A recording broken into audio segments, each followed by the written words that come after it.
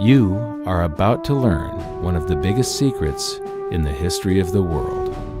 It's a secret that has huge effects for everyone who lives on this planet. Most people can feel deep down that something isn't quite right with the world economy, but few know what it is. Gone are the days where a family can survive on just one paycheck. Every day it seems things are more and more out of control, yet only 1 in a million understand why. You are about to discover the system that is ultimately responsible for most of the inequality in our world today. The powers that be do not want you to know about this, as this system is what has kept them at the top of the financial food chain for the last 100 years. Learning this will change your life because it'll change the choices that you make. If enough people learn it, it'll change the world because it'll change the system. For this is the biggest hidden secret of money. Never in human history have so many been plundered by so few, and it's all accomplished through this, the biggest scam in the history of mankind.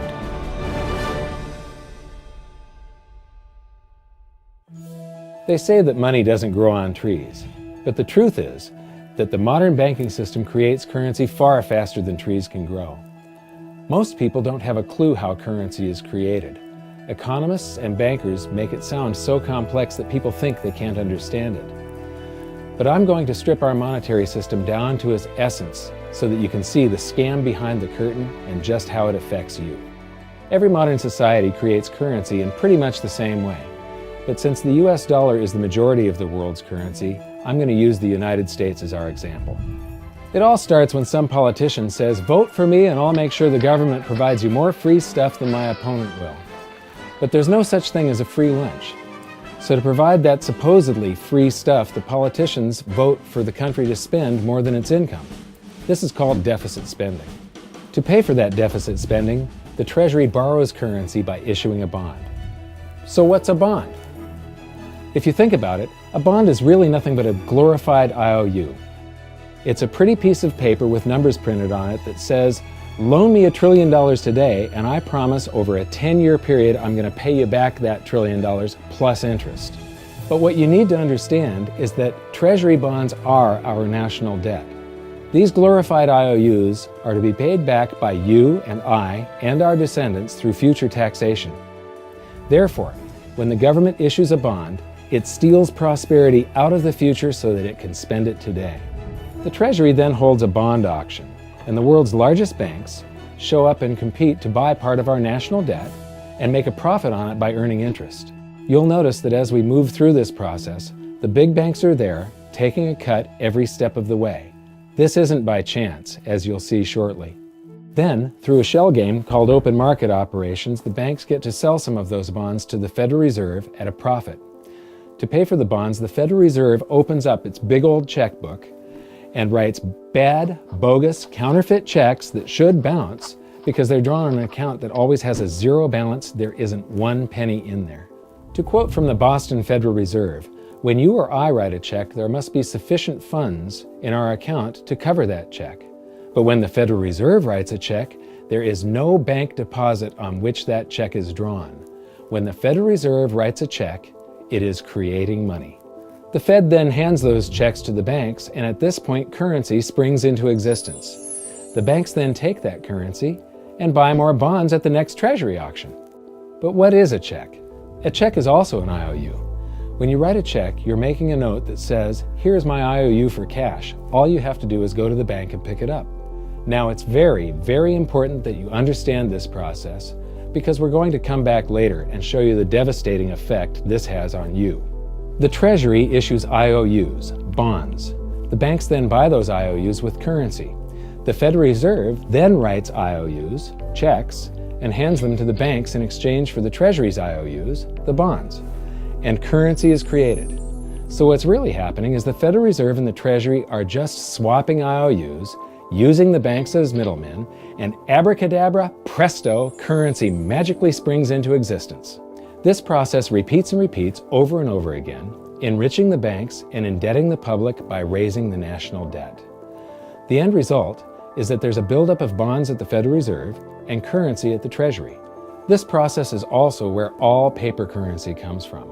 The Federal Reserve and the government mistakenly call it base money because they didn't watch episode 1 of this series and they don't know the difference between money and currency. But I will correctly refer to it as base currency because it is not money. It is currency, and as we've learned, there is a big difference. Money has to be a store of value and maintain its purchasing power over long periods of time. We learned in episode 1 that earlier in our history, our paper currency was just a claim check. It was a representation for real money of intrinsic value, the gold and silver that was held on deposit at the Treasury. You could walk into any bank and slap your currency, like say a $20 bill, on the counter and redeem it for real money, a $20 gold piece. But now, this base currency that's piling up back here is really nothing but a receipt or a claim check on an IOU, that bond. So it's really nothing but a supply of numbers. The Treasury then deposits the newly created currency into the various branches of the government, and the politicians say, "Hey, thanks for that." And the government does some deficit spending on public works, social programs, and war. The government employees, contractors, and soldiers then deposit their pay in the banks. Now, this may come as a shock to you, but when you deposit your currency with the bank, you're not actually depositing it into an account to be safely held in trust for you. Instead, you're actually loaning the bank your currency, and within certain legal limits, they can do with it pretty much anything they please. This includes gambling in the stock market and loaning it out, at a profit, of course. Now this is where the machine of currency creation really gets cranking, because this is where something called fractional reserve lending comes into play. Fractional reserve lending is exactly what it says. The banks are allowed to reserve only a fraction of your deposit and loan the rest out. Although reserve ratios may vary, I'm going to use a 10% reserve ratio as our example. If you deposit $100 in your account, the bank can legally take $90 of it and loan it out without telling you. The bank must hold $10 of your deposit in reserve just in case you want some of it. These reserves are called vault cash. But why does your bank account still say you have $100 if the bank has stolen $90 of it? Because the bank left IOUs it created, called bank credit, in its place. Now I know this sounds crazy, but here it is in black and white from the Fed. Commercial banks create checkbook money when they grant a loan simply by adding new deposit dollars in accounts on their books in exchange for a borrower's IOU. These are nothing but numbers that the banks type into their computers. And even though these bank credit IOU numbers are very different from base currency numbers, because they only exist in computers, they are still currency.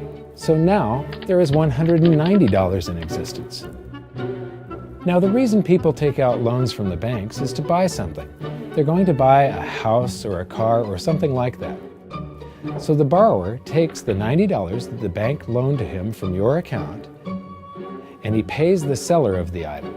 But then the seller deposits that currency into his account and his bank loans out 90% of that and leaves bank credit numbers in its place. So now there's $271 in existence. This process repeats and repeats until under a 10% reserve ratio, an initial deposit of just $100 can create up to $1,000 of bank credit, all backed by $100 of vault cash, just 10%.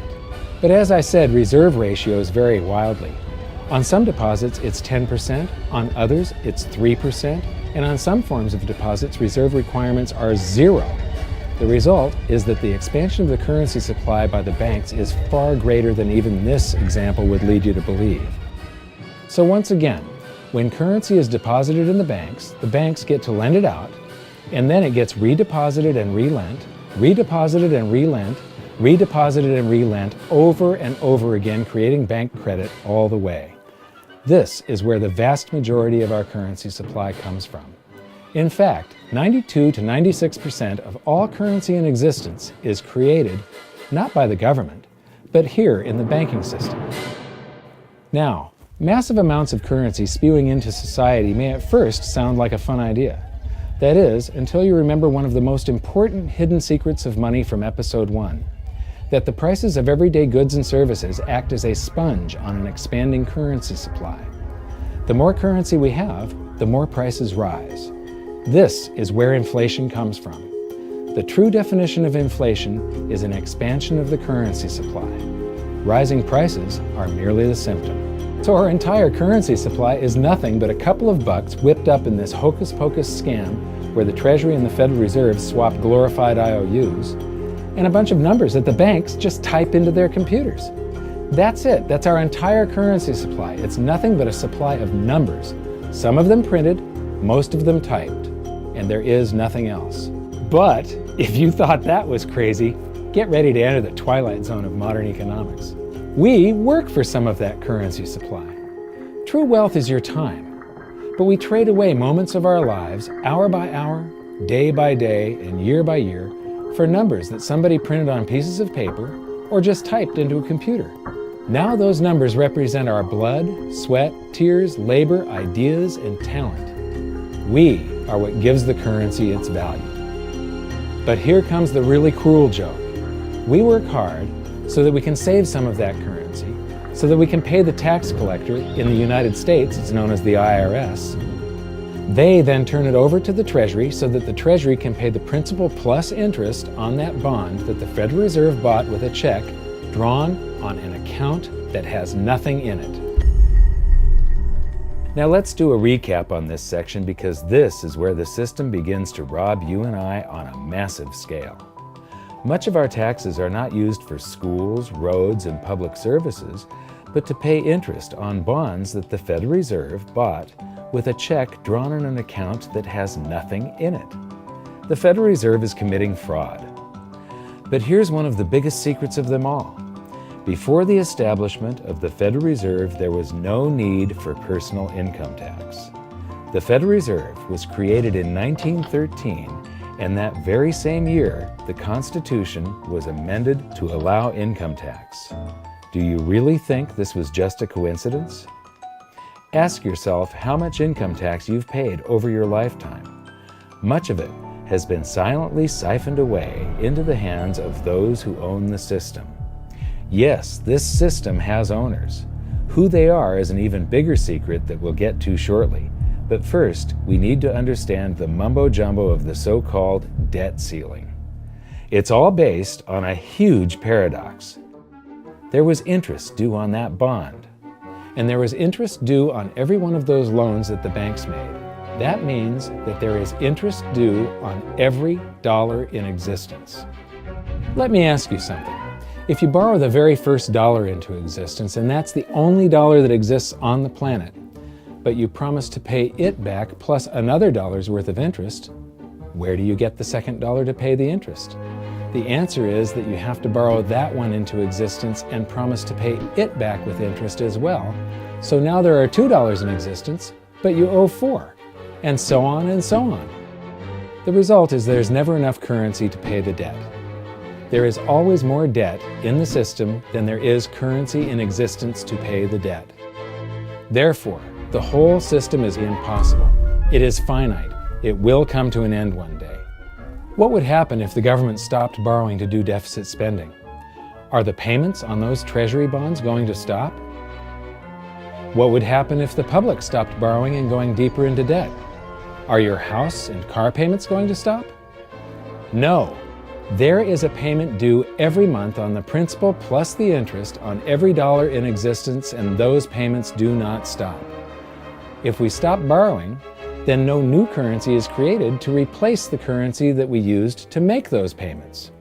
Whether you're making a payment on a loan or paying tax to make a payment on a bond, the portion of the payment that goes to pay off the principal extinguishes that portion of the debt. But the debt also extinguishes the currency. Currency and debt are like matter and antimatter. When they meet, they annihilate each other. If we just pay off the principal only on all the loans and bonds that exist, the entire currency supply just vanishes. So if we don't go deeper into debt every year, look what happens. The whole thing goes into a deflationary collapse under the weight of those payments. Politicians and pundits alike talk about balancing the budget, paying down the debt, and living within our means. They don't understand that that is deflationary. It is impossible to do under our current monetary system without collapsing the whole economy. This is why any talk of a debt ceiling is not only ridiculous, It's delusional. The system is designed to require ever-increasing levels of debt just to continue.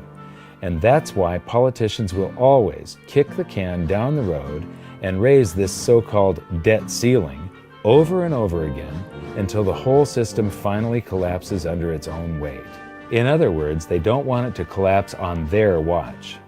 The Founding Fathers of the United States knew the dangers of central banking and fought to free themselves from this very thing. The Revolutionary War started out as a tax revolt, but now we must pay tax just to have a monetary system. Having just suffered through the hyperinflation of the continental dollar, which was printed into oblivion to finance the Revolutionary War, they understood the dangers of fiat currency and debt-based monetary systems. So to protect future generations from institutional theft and out-of-control government, they wrote into the Constitution that only gold and silver can be money for the simple fact that you can't print them. Our current system is not only unconstitutional, but it robs us of the liberty and prosperity our forefathers fought and died for. We are all feeling the effects of ignoring the Constitution right now. By forcing more currency into circulation, our purchasing power is diluted. Inflation is a slow and insidious stealth tax that is simply the result of this debt-based monetary system. This system empowers and benefits those who create the currency and receive it first, as they get to spend it into circulation before it has an effect on the economy. They're stealing purchasing power from you and transferring it to the banks and the government every hour of every day because of this false monetary system. And it's not like the people at the top don't know this. To quote the Federal Reserve, the decrease in purchasing power incurred by the holders of money due to inflation imparts gains to the issuers of money. This is a fraud. It is a pyramid scheme, it is a Ponzi scheme, it's a scam, and it's a lie. Our entire monetary system is nothing but a form of legalized theft. But here's the biggest con job of them all. The Federal Reserve is not federal, it has stockholders. There is no federal agency that has stockholders. What's a stockholder? A share of stock represents a percentage of ownership in a corporation. So the stockholders are the owners of that corporation. Therefore, the Federal Reserve is a private corporation with owners. And you can see it for yourself if you go to the Federal Reserve's website, and it will say, the stockholders receive an annual dividend of 6%. Now we know that the stock in the Federal Reserve was originally issued to the largest banks in the United States. But because of mergers and acquisitions through the years, you can't actually trace who owns the stock in the Federal Reserve. That's a very closely guarded secret.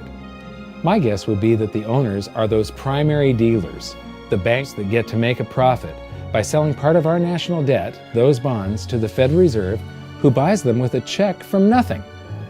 Then we pay tax to pay the principal and the interest on those bonds so that the Federal Reserve can pay the banks a 6% dividend. Don't be alarmed if you don't quite comprehend the deception of this system at first glance. Very few people do. It is purposely complex. The economist John Maynard Keynes once wrote, "By this means, government may secretly and unobserved confiscate the wealth of the people, and not one man in a million will detect the theft."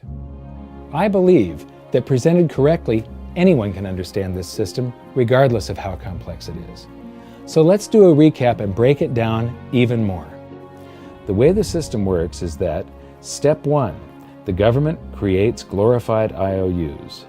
These bonds increase our national debt and put the public on the hook to pay it back.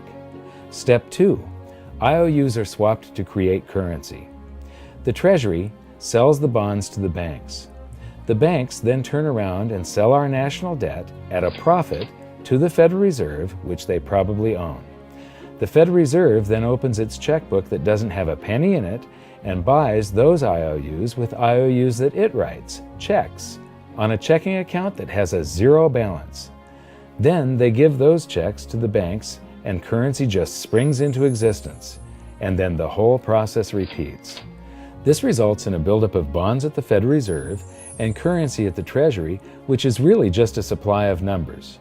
The Treasury then deposits the numbers in the various branches of the government, and we get to step 3. The government spends the numbers on promises, public works, social programs, and war. Then the government employees, contractors, and soldiers deposit their pay into the banks. And we get to step 4, where the banks multiply the numbers by magically inventing more IOUs through fractional reserve lending, where they steal a portion of everyone's deposit and lend it out. That currency gets redeposited, and then a portion is stolen again. And the process repeats over and over, magnifying the currency supply exponentially. Then we work for some of those numbers, which brings us to step 5, where our numbers are taxed. We pay tax to the IRS, who then turns our numbers over to the Treasury, so the Treasury can pay the principal plus the interest on bonds that were purchased by the Federal Reserve with a check from nothing. Then we get to step 6, the debt ceiling delusion. The system is designed to require ever-increasing levels of debt and will eventually collapse under its own weight because politicians always kick the can down the road. They don't want it to collapse on their watch. And finally, step 7, the secret owners take their cut. The world's largest banks own the Federal Reserve. Those banks make a profit selling our national debt to the Fed.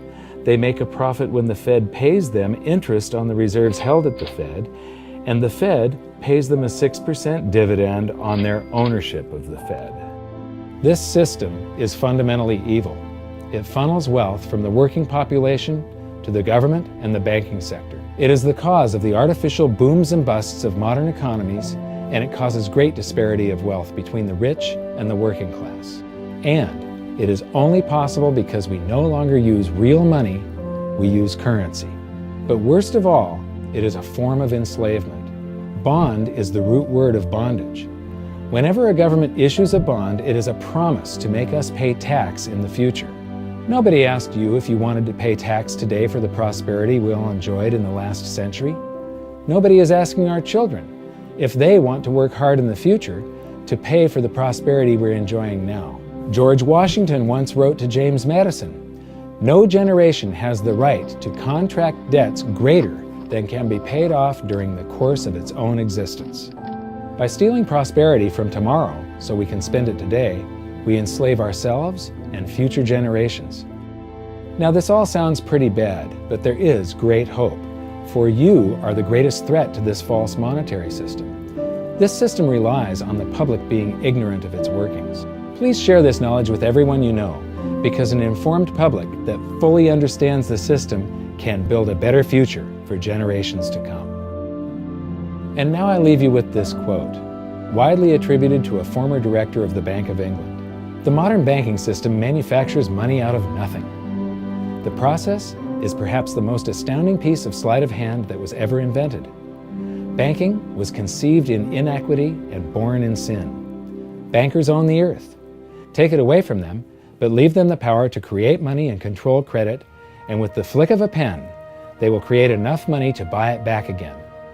But if you want to continue as the slaves of bankers and pay the cost of your own slavery, let them continue to create money and to control credit. This is the Federal Reserve in Washington, D.C. It's located on Constitution Street, and that is just as much of a joke as the New York Fed being located on Liberty Street. Both of them are unconstitutional, both of them limit our liberty, and they transfer wealth away from us every second of every day to the Federal Reserve, to the government, and to the banking sector. You are now among the 1 in a million who can detect the theft of your prosperity. So the big question is, what can you do about it? 1. Watch this video until you can describe and teach it to others. Those who understand this system can make preparations for its unavoidable collapse and protect themselves. History shows that those who don't will probably be wiped out. 2. Share this video with everyone, especially those you care about. All it takes is a mouse click or two to get this message in front of millions. Post this video on Facebook, tweet it, email it to loved ones. Please share it wherever you can. 3. Join the conversation. The current world monetary system is based on a 300-year-old design meant to enrich a few at the expense of the many. There must be a better way. At hiddensecretsofmoney.com, we've created an open-source platform for the design and development of a new world monetary system. We're calling on every economist, every student, every college, every bright mind, and anyone who cares to join the discussion. In educating ourselves and each other, we can prevent the further loss of our freedoms and maybe, just maybe, win some of them back.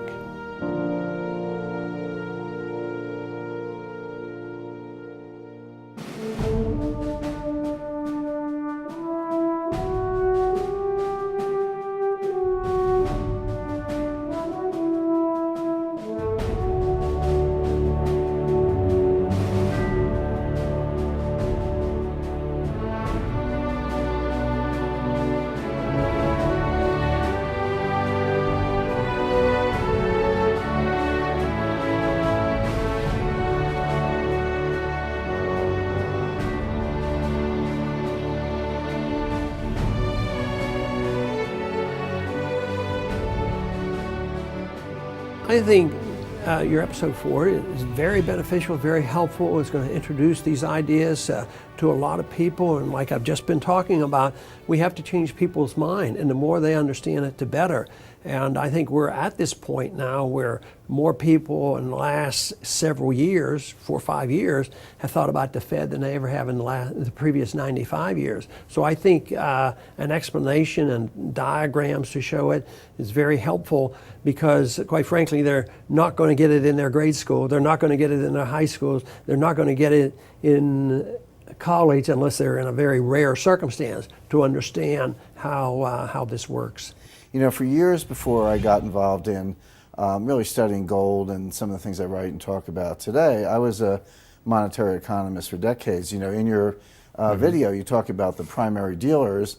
I was chief counsel and chief credit officer, one of the largest primary dealers for 10 years. So I had an inside seat on the Treasury market and have the privilege of working with several former vice chairmen of the Board of Governors, Manley Johnson and David Mullins, going back to the 80s and the 90s. So I'm very immersed in what you were talking about. And I thought it was extremely accurate, extremely clear.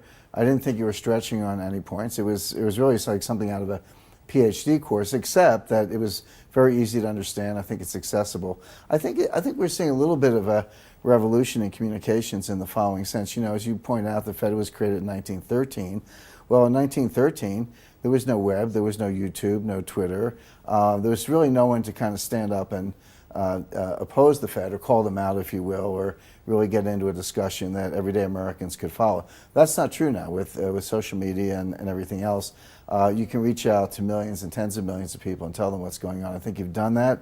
You've done it successfully. I applaud it. I think this is a great video. I look forward to seeing it again. I know millions of people will enjoy it. Well, as we know, the Federal Reserve believes it can create money out of thin air, not realize money is supposed to represent real products and services. And what people don't realize is when the Fed does that, in effect, as Keynes pointed out, it's a form of taxation. It's a form of confiscation.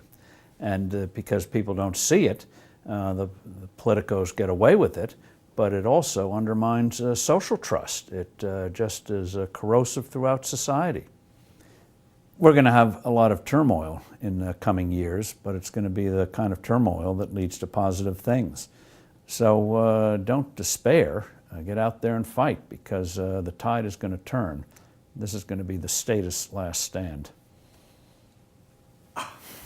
Thank you. This episode of Mike Maloney's Hidden Secrets of Money was brought to you by GoldSilver.com and the new Silver Pegasus Round. To learn how to protect your family and turn the coming economic storms into opportunity, visit GoldSilver.com.